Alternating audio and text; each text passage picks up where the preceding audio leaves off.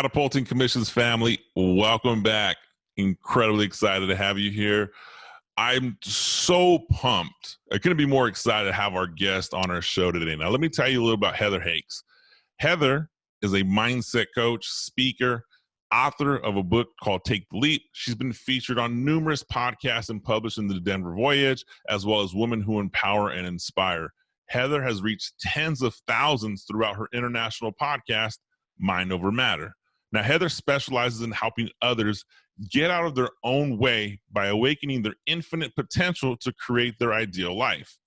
Heather is a graduate of Tony Robbins Mastery University, as well as Gabby Bernstein's Spirit Junkie Masterclass. She also studies Eckhart Tolle, Bob Proctor, and Robin Sharma's Principles of Presence, Shifting Paradigms, and Personal Mastery. She manifested six figures after taking the leap to quit her corporate role by aligning with her true passion and purpose, and is now on a mission to help others overcome self-doubt through her transformative coaching program, retreats, and courses. And today on the Catapulting Commissions show, you know how excited I am about mindset. We bring the mindset expert, Heather Hakes. Heather, welcome to the show. Well, thank you. That's quite the introduction, but I'm so stoked to be here. You were previously on my podcast, so I'm happy to join you. Pleasure to have you here, and be sure to, as Heather mentioned, we'll include an episode to her podcast in the show notes. So you can go ahead and jump in and listen to some good stuff there. So Heather, the big question here is, you are a mindset coach, a mindset expert. How did you get into that field, and what took place for you to get there? Well, first, I want to say that I feel like, to say mindset is everything is a little cliche. However, I 100% back it. And so to give you a super brief background on me and where I'm at today, I've always been so interested in human psychology and why people do what they do. And I've been following literally since elementary school, watching Oprah and Dr. Phil, and started reading personal development books when I was 15. So I have 20 plus years reading and being fully immersed in this stuff, because I love that truthfully we create our reality based on the thoughts we think, the habits we have, and how we speak. And so mindset is, do you have a solid mindset, belief, certainty, or do you sit in a lot of self-doubt and limiting beliefs, and are you living life by default? I love that you've embraced on this. I mean, this sounds like this was a natural calling for you, but you didn't start at 15 saying I was going to be a mindset coach. Was there a time in your life where you said, okay, I'm going to make this change? Because your commitment to personal development, your commitment to enjoyment is something that I share, but I think every person has that unique position where they make a radical change in their life. What was that for you? For sure. And that's actually how my book, Take the Leap, came about. So at 30 years old, I was engaged to be married. I had the guy, the ring, the house. I climbed the corporate ladder. I was living, quote, the American dream life. But for me personally, I was miserable. I had chased all these things that were supposed to make me happy, and I wasn't. So that led me on my own, more or less, if you want to call it an awakening or spiritual journey. But I ended the relationship, and I got my first coach through actually Tony Robbins. And then I attended many of his events and have done many other programs. But it was really just my wake-up call. Like, what am I doing with my life? Why am I chasing somebody else's dream? When I knew, since I was a young girl, I always wanted to be a teacher. And now I have learned that teaching doesn't mean in a box of, K through 12. Coaching is teaching. Speaking is teaching. I know you get it for what you do, but I just learned those passions, that drive we have, whatever lights you up. Because I know so many people are chasing, what is my passion? What is my purpose? It's such a heavy question. But if instead you can figure out what lights you up, what drives you, what excites you, and then go after that. I like that. You're absolutely right. The passion at the end is going to move us along the alignment of what we want. And to hear you say you don't have to be in a classroom to be a teacher is phenomenal. It's almost like the equivalent. You don't have to be a manager to be a leader. You don't have to have the title to develop that. So a lot of your work on taking this leap or getting people unstuck is really, really relevant. And I'm so excited to bring you on the Catapulting Commission show because my audience, right, our family, the Catapulting Commissions family, is sales professionals, salespreneurs, entrepreneurs, people who income, much like yours, is driven by their personal performance, their either small business they own, or they're selling something for a company or corporation. I'm the biggest believer that mindset matters over skill set first. And there's salespeople who get completely stuck in this rut of negativity where they get just driven by being told no by customers, by pressuring from quotas, pressure from overhead, profit and loss statements showing failure. They join the world of entrepreneurship and social media tells them they're not good. I mean, it is just a continuously vicious cycle downwards that mentally defeats somebody. Let's just role play. Let's talk about it. I come to you and I'm like, Heather, dude, I am in this rut and I can't get myself out. What do we talk about and how does someone get out of that? Well, number one, you touched on so many things. We can go on so many avenues, but like just a quick overview. Number one, stop comparing yourself to others, especially if you're new in sales and you're comparing yourself to a veteran in sales, you're always going to set yourself up for failure. So stop doing that. Turn the focus internally. And number one, I believe, especially in sales, but entrepreneurship, whatever, you have to have a strong why. What is your driver? Are you driven by achievement and meeting those quotas and excelling? Are you passionate about the product you're selling? Because I remember when I first got out of college and I had many job interviews and different sales roles because I thought that's what I wanted. If I wasn't passionate about the product, no way could I sell it, because I think that comes authenticity, that you're pushing something you don't believe in. So I would start there. But also it comes down to, it's not failure. I love the saying that rejection is redirection.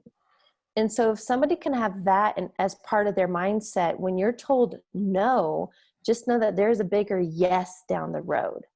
And so I always relate that more to dating, but especially in sales, rejection, redirection. And from a book, The 4 Agreements, never take anything personally. And that is a mantra I have lived by since I was 15 that has gotten me very far in life, because especially sales, it sucks being told no. Rejection, I mean, it's hard. But if you can be like, it has nothing to do with me. Maybe it's timing, maybe it's the price, the product, whatever. Don't take it personally. Let it roll off and keep going. I like that. No is never personal, right? When a customer is telling you no, it's not personal. And I would go even further with some of the clients that I coach. No is not no forever. No is today. And if you view your sales career as a 1 month opportunity, as a 1 week or a 1 customer opportunity, well, then yeah, it's the end of the world. But if you view your sales career as a marathon, as a long sprint, as this is something I'm doing for the rest of my life, it's no today. It doesn't mean no forever. So I like that. Now, you said something, rejection is redirection. And we have to find our why, which probably gives us a little bit more clarity on where to redirect. Do you recommend people develop multiple versions of their why, or is there just one holistic why? Like, is it why in different categories, or is it like all encompassing? Well, I think it could definitely be different areas of life, your why. But I love, and I learned this through Tony Robbins and Dean Graziosi, is about having a 7 layers deep why. So why do you want the thing? And then ask, so now that you have, why do I want to meet this quota? Now go 1 more layer deep. Why do I want that? And then if you can dig down 7 layers deep, you have so much more energy and drive behind that, rather than just, you think it's just monetary. Maybe because it gives you financial freedom. Maybe because it gives you that experience with your family. What are your 7 layers deep? Because that will be your driver. I like that. You take the why and we essentially, for lack of better words, we why the why multiple times. I mean, I can visually see, if you're watching the video, we go 7 layers deep and we're identifying what that why is and in that purpose. So that makes incredible sense. And for a lot of people who are in sales or positions of salespreneurs, I don't know if that's a term, but I'm quoting it, salespreneurs, we are, our why is always deep rooted. And if we work our way up, it's always to hit my quota or hit my numbers or hit my revenue metrics. But I'm really interested in your thought on this, Heather. Sales professionals have one of the highest turnover rates in any professional industry. It is known stack, labor board, U.S. labor board, one of the highest turnovers is sales professionals. I believe that turnover percentage is significantly higher because sales is a mindset game and people will quit on themselves. Now, when we have that why, do you recommend, like, how do you stay committed to that why? Because first, are you immune from self-doubt on your why and like questioning it?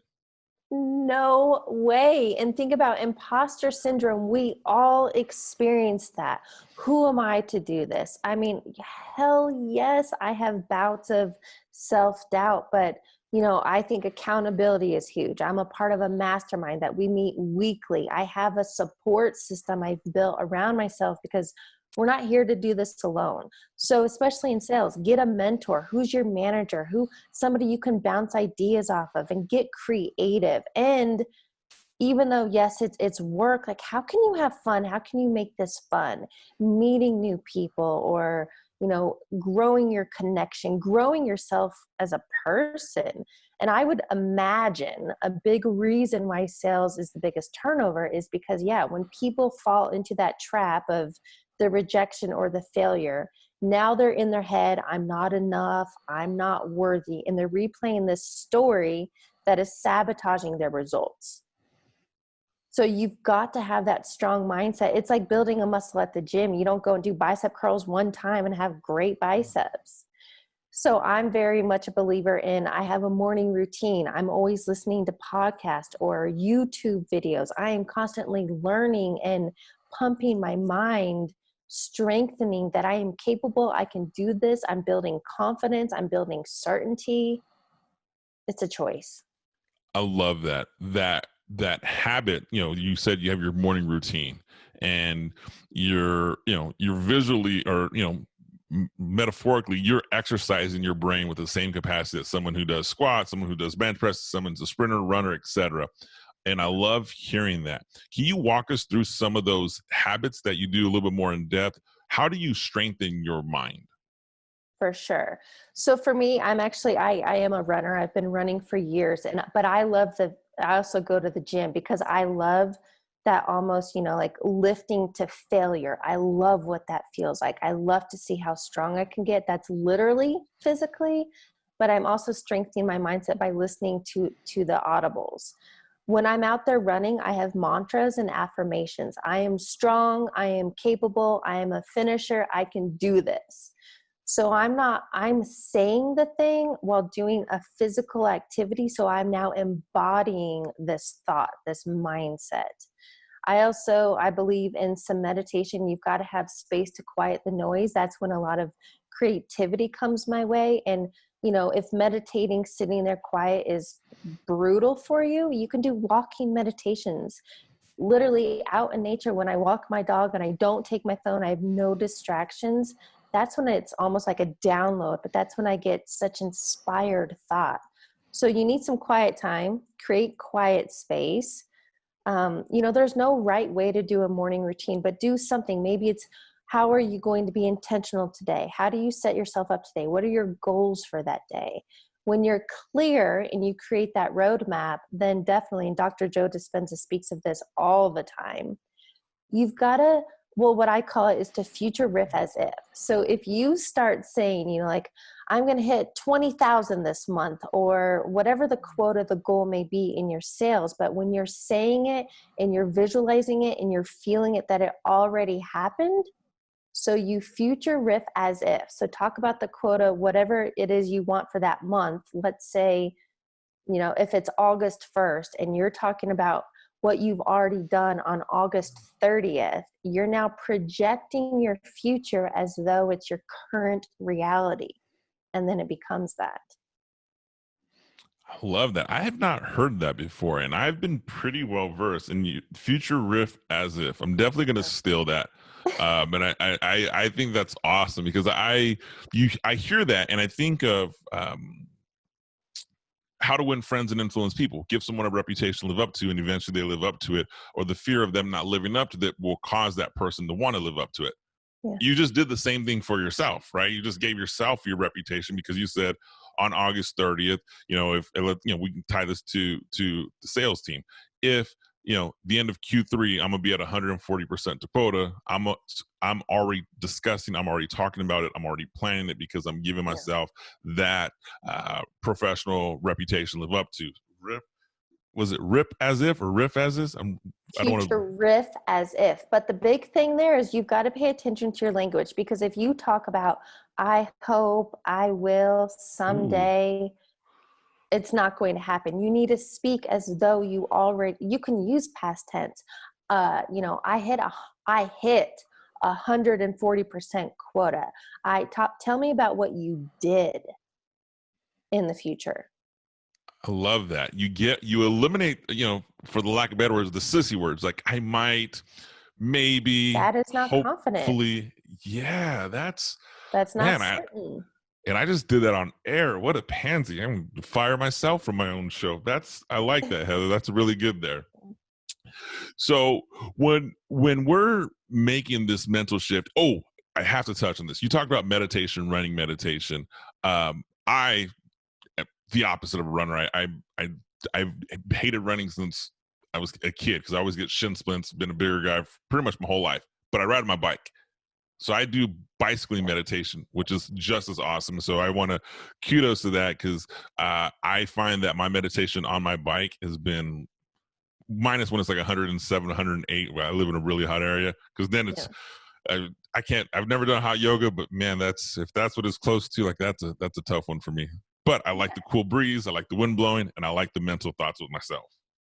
There's no right way. I firmly believe in some sort of physical activity. It could be walking, hiking, for sure biking, whatever that physical activity is, because more often than not, you're going to be super present, especially on your bike. And when you're present, that's what meditation is about. You're not future tripping or creating anxiety about and worrying. You're not focused on the past and what you could have done.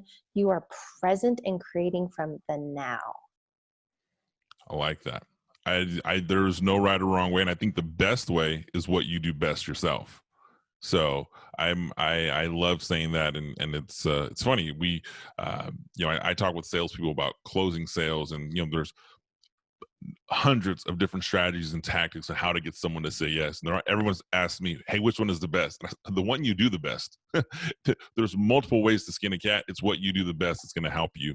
Now, with this mindset shift and this mind over matter with so much emphasis, before we started recording, we talked about skill set and mindset. I have clients who call me and say, hey, I'm looking for a sales coach. I'm looking for help. And it's always skill set driven. But you and we have a different of opinion. I'd love for you to elaborate on a little bit on that skill set versus mindset, because everybody, and this Catapulting Commission show is so driven by people who, Anthony, give me the skills. But we spend a lot more time discussing something else.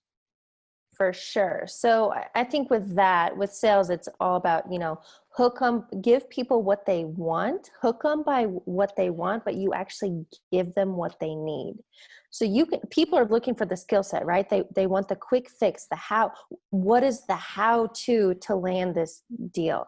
Number one, I believe in authenticity, especially when it comes to sales. And what you said is do what works best for you. But be authentic, because I love the quote, don't try to be a second-rate version of somebody else, because maybe your presence, your personality is what is going to close that lead. So be a first-rate version of yourself. Number two, You can give them all the strategy and the structure, the how-to, the funnel, the sales script. But if they don't have the mindset behind it, if they haven't created belief and certainty of their skills and that they can close it, none of those matter. I like that. That's deep. There is something to be said for that. I think as you're saying that,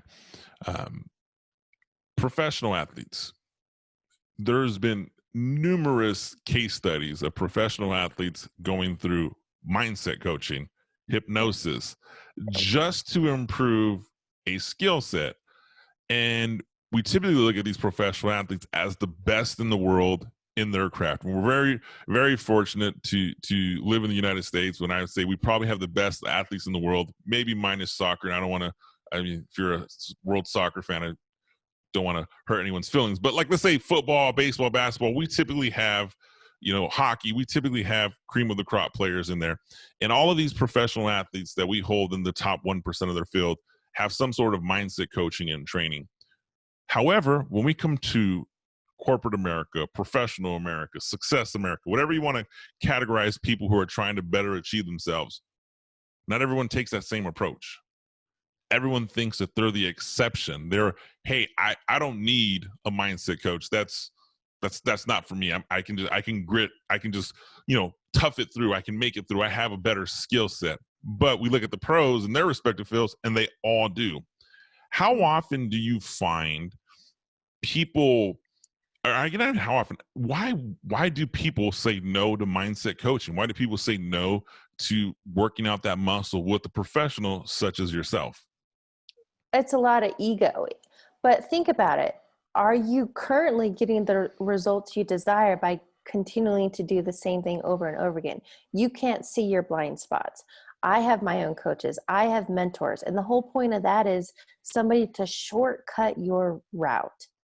And so why would you not go to somebody that can shortcut or give you your blind spots? But you know what? The example you gave, and I love watching documentaries on athletes, especially when I was training for my marathon, because running is very much a mental game. Sure, it's physical. You have one step at a time. But I'm telling you, especially when you get to 26 miles, that is it's a mental game. Can you do it? And David Goggins is a phenomenal example of what that man believes he can do, and then he actually does it. But in many of these documentaries, especially when it comes to Olympic athletes, and time again, it's tested and proven, they are visually rehearsing the race, or they were visually rehearsing catching in the end zone. They were visually rehearsing this. The brain doesn't know the difference between something it actually experienced and this quote unquote fantasy, the visually rehearsing. So if you're visually rehearsing, walking into that room, having that meeting, how the conversation's going to go, you're visually rehearsing and feeling it, you're putting emotion behind it, you already closed the deal. If you go in with that kind of attitude, I mean, more often than not, you should be closing those deals because you already, you future riffed it, but you visually rehearsed it already happened. I love that visual rehearsing, looking at it, watching it happen, seeing it take place. For you as a sales professional, it could be as simple as walking across stage, getting recognized, getting the commission check deposit in your account that you've never seen before. Or, I mean, if you may still be there, you might get a physical paper check. I mean, that there's people who still do that. You might be that person, but it's the idea of taking that check, walking into the bank, cashing it, and watching that process. I love that, given that it's almost like a vision board before your mind, but for like the future activities. Is that kind of a fair analogy? Ish, but a vision board is, it could be cutting out, and you can do it digitally like Pinterest, but it's cutting out and just seeing the pictures of things you want: cars, experiences, money, relationship. But the visual rehearsing and future riff, you're creating the experience and most importantly, the feeling and emotion behind it. Because when you have an idea, a thought tied with the emotion, it's so much stronger. Yeah, I like that. It's almost you're forcing yourself to answer to yourself, because if you take the exercise and you create that visual riff, or you create that visual identity or the vision board, if you don't achieve it, you have to look back at it and say, hey, where did I go wrong? Although I suspect there's a group of people who look at it and say, you know what, I am going to not look at my vision board because I didn't follow through, because they didn't get a mindset coach or accountability partner or a mastermind or something. It's really easy to create a goal and abandon it when no one's holding you accountable. Well, and also this is about being consistent. You can't do this sometimes and hope it works. I mean, I do it. I mean, I practice what I preach. So whatever I say, I'm actually doing. I'm not just saying that this is a pretty picture. But if you are consistently waking up, being intentional with your day, visually rehearsing the week, the day, the month, and you're constantly doing this, you literally are creating your reality. And if you're not, something I've been asking myself each day is, was I the best version of myself? And ask yourself that. Did you have an off day? Number one, give yourself a break and then get back on the wagon. Yeah, I think everyone should be able to give themselves an off day, an off week.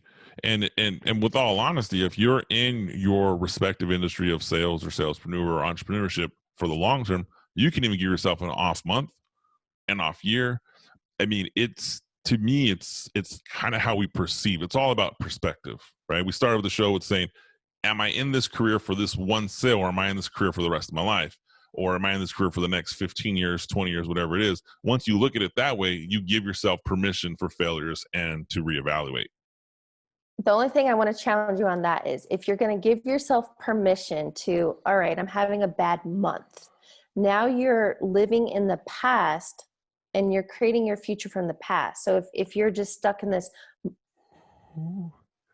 Am I losing you? No. Can you hear me? I lost your audio for a second. The last thing I heard was, if you're giving yourself permission for a bad month. I didn't want to lose you on that one. I lost you on the last one for a quick second. And I don't know if it's my headphones or if it's. All right.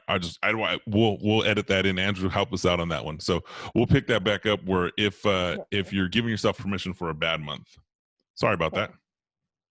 Yeah. So I just want to challenge you on that. If you give yourself permission that I'm having a bad month, now you're creating your future on a past experience. And then you're going to create this momentum. Oh, I'm having a bad month. Now I'm having a bad quarter. Do you see how the excuses are just going to, you're creating momentum and snowballing that? Instead, I teach my clients, it's about catch and replace. So catch the negative thought or the bad. Are you really having a bad life or a bad week, or did you have a bad moment? Did you have a bad call? So I think it's really perspective on the reality of it. And are you being dramatic and creating more than it was? I would want to catch people, because I wouldn't want to get stuck in a rut of, I had a bad month, quarter, year. I like that. I you know what? I do respect being challenged on that, because you're absolutely correct. It is easy to snowball negativity. It is easy to snowball negative results. I know that typically in the world of sales, we look at success based on quota. Did I hit my quota? Did I hit my numbers? Did I hit my metrics? And you can have successful months and still not hit your metrics for whatever the reason may be. There is some challenges. So I think acknowledging that, it's a bad moment, not a bad quarter. It's a bad, it's a bad client. It's a bad prospect. You missed this one. Doesn't mean you're bad. Doesn't mean the next week has to be bad. Doesn't mean tomorrow has to be bad. Right.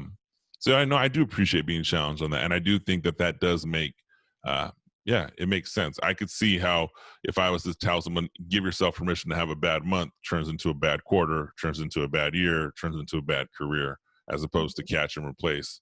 Man, you're really good, Heather. Has anyone told you that? Maybe. There you go. It's okay. It's okay. You're doing phenomenal. So, one of the last things here I want to touch base on here as we start to wrap this up here. We're in a really unique, uncertain time. Mm-hmm. I firmly believe that graduate schools and psychology books, we are going to be studying this pandemic for the next 20 or 30 years. People are going to read about this, and I think our grandkids are going to look at the COVID crisis of 2020, the way we look back at, the Spanish flu or different things that took place in history. With so much uncertainty taking place, how does someone retain or maintain a strong mindset when everything else around them tells them, hey, you're in bad shape, for lack of better words? I love that you asked that. And actually, a few months ago when this all went down, I did a virtual summit. I joined somebody else, and my topic was all about how to thrive through uncertainty. Because let's face it, Corona, COVID, whatever you want to think of it as, we're going to have more uncertain times in life. And so number one, what I talked about is you have to focus on what you can control. It is not your external environment.